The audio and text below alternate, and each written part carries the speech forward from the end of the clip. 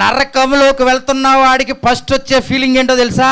పైనుంచి కిందకి పడుతున్న అనుభవం మొట్టమొదటిసారిగా కలిగే అనుభవం. నరకంలో కూడా ఎలా ఉంటుందో డైరెక్ట్గా దేవుడు రాయించాడు.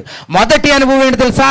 పైనుంచి కిందకి పడుతున్న అనుభవం మొదటిదైతే, లోపలికి వెళ్ళగానే మనకి అగ్ని జ్వాలలో కాలుతున్నది రెండో అనుభవం, అక్కడ బాధపడుతున్నది మూడో అనుభవం, అక్కడ యాత్ర పడుతున్నది నాలుగో అనుభవం, అక్కడ నీళ్లు లేక పెడిసికట్టుకుపోయి అరుస్తున్న అరుపు ఐదో అనుభవం. ఇంకొక అనుభవం చూసుకుందాం, చూడండి. మీరు నిత్య శిక్షకును, లోపల బాధపడుతున్నారు, లోపల వేదన పడుతున్నారు, లోపల కాలుతున్నారు, అయినా కానీ దాని యొక్క టైంను మీరు చూద్దామంటే, అంటే కొద్దిసేపట్లో అయిపోద్దా, ఇంకొంచెంసేపు ఓర్చుకుందామా అని మీరు ఆలోచన చేస్తే ఎంత మాత్రము అది అయ్యేది కాదు. దాని టైం చెప్తున్నాడు, నిత్య శిక్ష. అమ్మ అందరూ చెప్పాలి, నిత్య శిక్ష.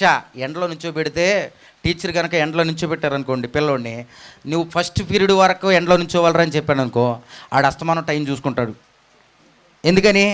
బిల్లు కొడితే లేచి వెళ్ళిపోవచ్చు అని.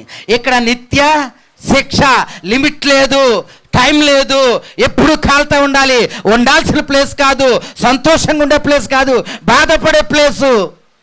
అమ్మా నేల కారిపోతుందయ్యా, కాలుతుందయ్యా, సూపర్ కవర్లు ఏమైనా చుట్టారా, నాకు తీసేయండి, కాలిపోతుంది, తోలు ఓడుతుంది, అయినా నేనేమి చచ్చిపోదామా, చస్తేనే ఇక్కడికి వచ్చా, చచ్చిపోదామా చస్తేనే ఇక్కడికి వచ్చా. అందుకే అన్నాడు మార్క్స్ వార్త 9వ అధ్యాయము 48వ వచనంలో, అగ్ని ఆరదు. ఎందుకు చెప్పాడు మాట? అప్పుడు వాడికి వచ్చే ఫీలింగ్ ఏంటో తెలుసా? చచ్చిపోతే బాగుండు. ఏమనిపిస్తుంది? చచ్చిపోతే బాగుండు. కానీ అగ్ని ఆరదు, పురుగు చావదు, ఇంకా లిమిట్ లేదు, అది అన్లిమిటెడ్. అప్పుడు ఏమవుద్దో చూడ, ఇక్కడ నుండి మీ వద్దకు దాట కోరువారు దాటి పోజాలకుండునట్లు మహాగాధం ఉంది.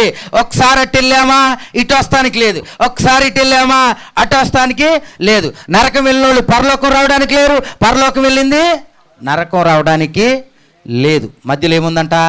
అగాధం ఉంది అని చెప్పి